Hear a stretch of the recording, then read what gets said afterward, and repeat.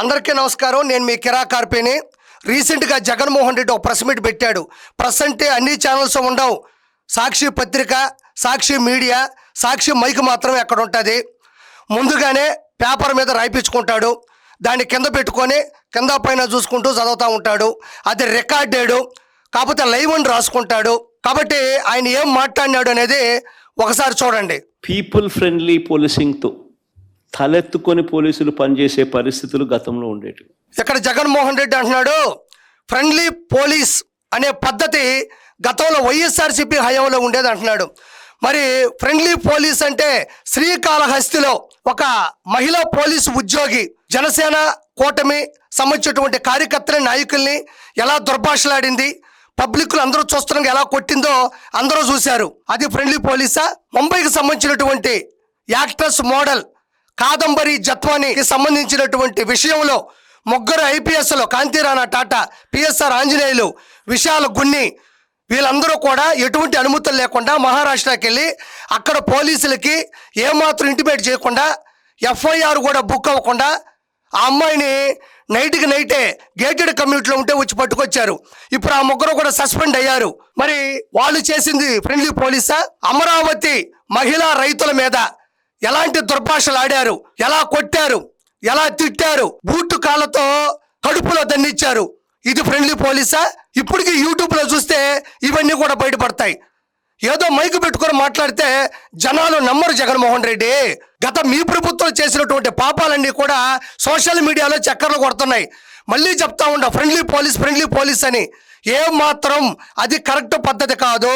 తర్వాత ఏమో ఒకసారి చూద్దాం. సినిమా డైలాగుల్ని పోస్టర్లుగా పెట్టినందుకు ఇద్దరిని రిమాండ్కు పంపారు.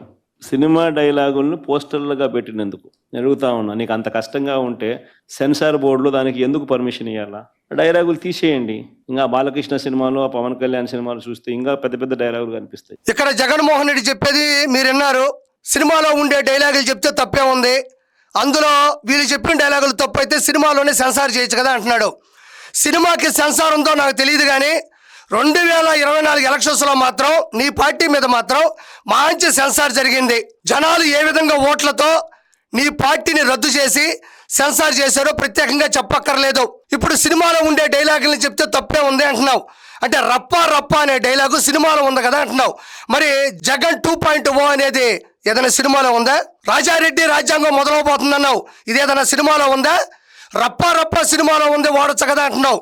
మరి పవన్ కళ్యాణ్ గారి సినిమాలు, బాలకృష్ణ గారి సినిమాలు, వాటిల్లో డైలాగులు ఉన్నాయి కదా అంటున్నావు. మరి రప్ప మాత్రం ఎందుకు చెప్పాలి? మరి పవన్ కళ్యాణ్ గారి సినిమాలో ఒక మంచి సందేశాత్మకమైనటువంటి డైలాగ్ ఉంటుంది, ఎక్కడ నెగ్గాలో కాదు ఎక్కడ తగ్గాలో తెలిసినోడు గొప్పోడు అని. చాలా మంచి డైలాగ్ ఇది. మరి ఆ డైలాగ్ని మీ వాళ్ళు అట్టపెట్టి మీద పెట్టుకొని ఇన్స్పిరేషన్గా స్మరిస్తూ రోడ్ల మీద ఎందుకు తిరగలేదు? బాలకృష్ణ గారి లెజెండ్ సినిమాలో ఆడవాళ్ళ గొప్పతనం గురించి చెప్పిన డైలాగ్ ఉంటుంది, వినాస్త్రీయా జననం నాస్తి, వినాస్త్రీయా గమనం నాస్తి, వినాస్త్రీయా జీవం నాస్తి, వినాస్త్రీయా సృష్టి ఏవ నాస్తి. ఇంత మంచి ఆడవాళ్ళ గొప్పతనం గురించి చెప్పిన డైలాగ్ని అట్టపెట్టెల మీద రాసుకొని ఎందుకు రోడ్ల మీద తిరగట్లేదు? మిర్చి సినిమాలో ప్రభాస్ గారు చెప్పే మంచి డైలాగ్ ఉంటుంది, వీలైతే ప్రేమిద్దంటో ఏమవుతుంది, మహా అయితే తిరిగి ప్రేమిస్తారు. ఇది మంచి డైలాగ్ కదా. దీన్ని ఎందుకు అట్టపెట్టెల మీద రాసుకొని జనాల మధ్యన తిరగట్లేదు? ఎందుకంటే లెజెండ్ సినిమాలో ఉండే డైలాగులో ఆడవాళ్ళని గౌరవించేది, ఆడవాళ్ళ గొప్పతనం గురించి ఉంటుంది. మనకి ఆడవాళ్ళని గౌరవించడం, ఆడవాళ్ళని ప్రేమించడం తెలియదు కదా. సొంత చెల్లిని కన్న తల్లిని బయటపడేసాం. ఇంకా భువనేశ్వర్ గారిని అసెంబ్లీలో దారుణంగా బూతులు తిట్టించాం. రీసెంట్గా ప్రశాంతి రెడ్డి గారి మీద ఎలాంటి అనుచిత వ్యాఖ్యలు చేపించింది మీకే చెల్లింది. కాబట్టి ఆ డైలాగ్ మీకు నచ్చదు. ఎక్కడ నెగ్గాలో కాదు ఎక్కడ తగ్గాలో గొప్పోడు. మనం ఎక్కడ నెగ్గాలో కాదు ఎక్కడ తగ్గాలో కాదు, ఈ రెండింటికి సంబంధం లేని వ్యక్తి నువ్వు. వీలైతే ప్రేమతో తిరిగి ప్రేమిస్తారు, తిరిగి ప్రేమించే శక్తి నీకు ఎక్కడుందా? కాబట్టి ఇలాంటివి మనకు నచ్చం. మనకు కావాల్సింది రప్ప, ఎవరిని వేసేద్దాం, ఎవరిని నొక్కేద్దాం, ఎవరిని తప్పించేద్దాం, ఎవరిని లేపేద్దాం, ఈ డైలాగులే కదా మనకు నచ్చేది. కాబట్టి మనోళ్ళు అలాంటివే అట్టపెట్ల మీద రాసుకొని మన జీవితాన్ని అట్రప్లాప్ చేశారు. నీకు డైలాగులు నచ్చకపోతే సెన్సార్లు తీసేయండి. సెన్సార్ బోర్డు ఎందుకు పర్మిషన్? సెన్సార్ బోర్డు ఉండేది ఎందుకు? ప్రజాస్వామ్యంలో ఉన్నామా లేదా అన్నది. సినిమాలో అంటే రియల్ కి చాలా తేడా ఉంది జగన్మోహన్ రెడ్డి. రీల్ అంటే ఆ సినిమా తాలూకు ఒక భ్రమ, ఒక కల్పన, ఒక ఊహ, దాన్ని అలానే చూస్తారు. దాన్ని సినిమా థియేటర్లోకి వెళ్ళి డబ్బులు పెట్టుకొని మరి ఎంజాయ్ చేసి ఎగ్జిట్ అయ్యి బయటకు వస్తారు. దానికి రోడ్ల మీద చేసేటువంటి దుర్భాషలకి, రౌడీయిజానికి, దౌర్భాగ్యానికి సంబంధం ఉండదు. మరి సినిమాల్లో ఎవరో ఒక విలనో హీరోనో టైర్ కింద మనుషులు వేసుకుని పోయాడు కదా అని నువ్వు వేసావా? మరి సినిమాల్లో ఎక్కడన్నా గంజాయి అమ్ముతున్నారని చిన్న షాట్ పెడితే దాన్ని తీసుకొచ్చి రియల్ లైఫ్లో నువ్వు గంజాయి అమ్మిచ్చావా? సినిమాలో ఎక్కడో నాటు సారా అమ్ముతున్నారు అని ఒక సీన్ క్రియేట్ చేస్తే సరదాగా సినిమా సన్నివేశం కోసం దాన్ని చూసి నువ్వేమన్నా నాటు సారా అమ్మిస్తున్నావా? మళ్ళీ అదిగాక ప్రజాస్వామ్యం అంటున్నావు. ఆ ప్రజాస్వామ్యం అనే దానికి నీకు మీనింగ్ ఉందా? ప్రజాస్వామ్యంలో ఆడవాళ్ళ పట్ల ఎలాంటి గౌరవాన్ని ఇవ్వాలి, ఆడవాళ్ళని కుటుంబంలో మహిళలుగా ఎలా చూడాలి అన్నది నీకు తెలుసా? వర్రా రవీంద్ర రెడ్డి చేత మహిళల్ని ఎలా దుర్భాషలాడించావో ప్రజాస్వామ్యంలో నువ్వు మళ్ళీ ప్రజాస్వామ్యం గురించి మాట్లాడుతున్నావా? ప్రజాస్వామ్యంలో రౌడీయిజాన్ని, గోండాయిజాన్ని ప్రోత్సహించే నువ్వు ప్రజాస్వామ్యం గురించి మాట్లాడే అర్హత నీకుందా అని మరోసారి తెలియజేస్తున్నా నీకు. ఇలాగొచ్చే నష్టపోయింది. అదే సినిమా డైలాగులు రాసుకున్నాడు, పాట పాడితే పాడినాడు, డైలాగులు కొడితే కొట్టినాడు. ఇలాగొచ్చే నష్టమైంది. ఇది చూస్తుంటే నాకేమనిపిస్తుందంటే, సీమరాజా గారు మీ అంతర్జాతీయ ప్రధాన కార్యదర్శి అప్పట్లో కొన్ని తీవ్రమైన వ్యాఖ్యలు చేశారు మీ బాబాయ్ గురించి. మా కోడిని మేము కోసుకునేవా?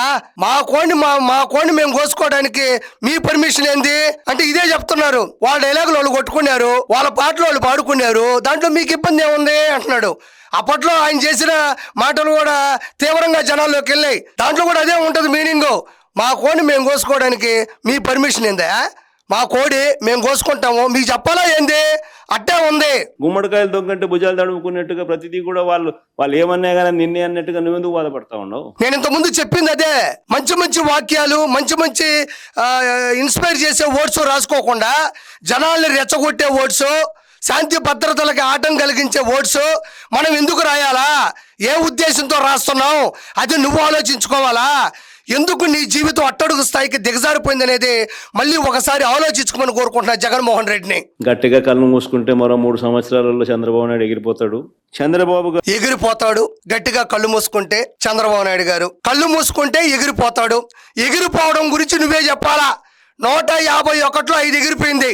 ప్రతిపక్ష హోదా ఎగిరిపోయింది. అసెంబ్లీకి వచ్చే దమ్ము ఎగిరిపోయింది. నీ కళ కరిగిపోయింది. నీ పని అయిపోయింది. ఎగిరిపోవడం గురించి నువ్వే చెప్పాలా? ఎగిరిపోతే ఎంత బాగుంటుంది, ఎగిరిపోతే ఎంత బాగుంటుంది. ఈ పాట నీ కోసం రాసిన పాట కాబట్టి ఎగిరిపోవడం గురించి, నీ కళ కరిగిపోవడం గురించి ప్రత్యేకంగా చెప్పక్కర్లేదు జగన్మోహన్ రెడ్డి. చంద్రబాబు గారు రాజకీయ కుట్రలతో ఈ రాష్ట్రంలో ఒక దుష్ట సాంప్రదాయాన్ని తీసుకొచ్చాడు చంద్రబాబు నాయుడు. దాన్ని కొనసాగిస్తా ఉన్నాడు. ఒక కేతిరెడ్డి పెద్దారెడ్డి విషయమే కాదు, ప్రసన్న విషయం ఒకటే కాదు, కాకాని గోవర్ధన్ రెడ్డి, వల్లభనేని వంశీ, చెబిరెడ్డి భాస్కర్ రెడ్డి, పెద్దిరెడ్డి మిథున్ రెడ్డి, నందిగాం సురేష్, పెన్నెల రామకృష్ణారెడ్డి, పోసాని కృష్ణమురళి సహా ఎంతో మంది మీద తప్పుడు కేసులు. వీళ్ళే కాకుండా 70 ఏళ్ల జగన్మోహన్ రెడ్డి ఒక లిస్టు చదివినాడు. పిన్నెల్లి రామకృష్ణారెడ్డి, ప్రసన్న, కేతిరెడ్డి పెద్దారెడ్డి, పోసాని కృష్ణమురళి, వల్లభనేని వంశీ, వీళ్ళందరూ పేర్లు చదువుతున్నాడు. జగన్మోహన్ రెడ్డికి నేను ఒక సవాల్ ఇస్తున్నా. గతంలో వీళ్ళు మాట్లాడినటువంటి మాటలు మానిటర్ మీద ప్లే చేస్తూ ఇందులో తప్పే ఉంది అని చెప్పే దమ్ము ధైర్యం నీకుందా? పిన్నెల్లి రామకృష్ణారెడ్డి ఈవీఎం మిషన్ పగలగొట్టాడు. ఎదురుగా వచ్చినటువంటి ఒక దళిత మహిళ మీద దాడి చేయించాడు. పోసాని కృష్ణమురళి ఇంట్లో ఉండే ఆడవాళ్ళ గురించి, ఆడపడుచుల గురించి ఎంత దుర్భాషలాడాడో జనాలకు తెలియదా? కోవూరు ప్రసన్న కుమార్ రెడ్డి, నల్లపురెడ్డి ప్రసన్న కుమార్ రెడ్డి రీసెంట్గా ప్రశాంత్ రెడ్డి గారి మీద ఎలాంటి అనుచిత వ్యాఖ్యలు చేశాడు, పెళ్లిళ్ళ గురించి, వాళ్ళ కుటుంబాల గురించి, వాళ్ళ జీవిత విధానాల గురించి ఎంత అపసవ్య దిశలో మాట్లాడాడో నీకు తెలీదా? కేతిరెడ్డి పెద్దారెడ్డి గతంలో తాడిపత్రిలో చేసి ప్రభాకర్ రెడ్డి గారి ఇంటి మీద ఎలా దాడి చేయించాడో నీకు తెలీదా? వల్లభనేని వంశీ ఎలాంటి కఠినమైనటువంటి మాటలు మాట్లాడినాడు, అసెంబ్లీలో ఎలాంటి మాటలు మాట్లాడినాడో నీకు తెలీదా? అతను నకిలీ ఇళ్ల పట్టాలు ఇచ్చాడన్న సంగతి నీకు తెలియదా?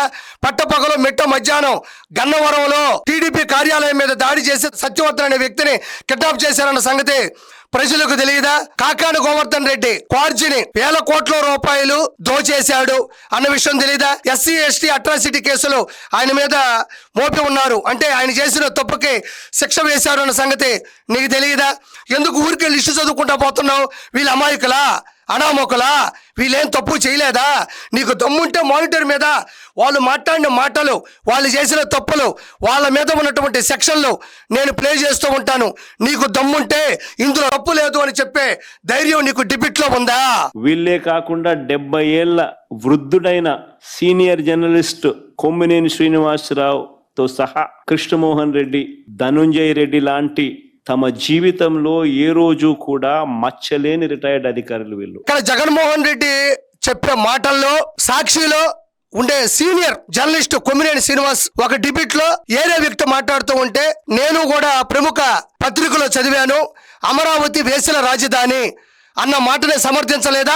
ధనుంజయ రెడ్డి, కృష్ణమోహన్ 70 సంవత్సరాల వయసు అయితే ఏముంది? మద్యం లిక్కర్ స్కామ్ లో వాళ్ళు తప్పు చేశారు, డబ్బుల్ని పక్కతో పట్టించారు, వాటి మీద విచారణ జరుగుతూ ఉండదు. వాళ్ళు ఆల్రెడీ లోపలికి వెళ్ళారు. ఏ వయసు అయితే ఉంది? అది 10 సంవత్సరాలైనా 20 సంవత్సరాలైనా 70 సంవత్సరాలైనా తప్పు తప్పే. వయసును దృష్టిలో పెట్టుకొని ఎవరిని కాపాడేటువంటి పరిస్థితి జడ్జిమెంట్ ఇవ్వదు. అదేవిధంగా పెద్దిరెడ్డి మిథున్ రెడ్డి, ఈయన కూడా చేసిన అరాచకాలు అంతా ఇంత కాదు. లిక్కర్ స్కామ్లో కూడా ప్రధాన ముద్దాయిగా ఉన్నాడు. కాబట్టి జగన్మోహన్ రెడ్డి మాట్లాడే మాటల్లో పదే పదే ఒకటే ఉచ్చరిస్తూ ఉన్నాడు, ఇలా అంటే తప్పే ఉంది, ఇలా అంటే తప్పే ఉంది అని.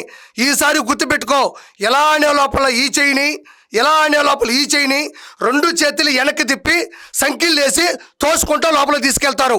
అప్పుడు తెలుస్తుంది నీకు రప్పా రప్పా అని. Good bye.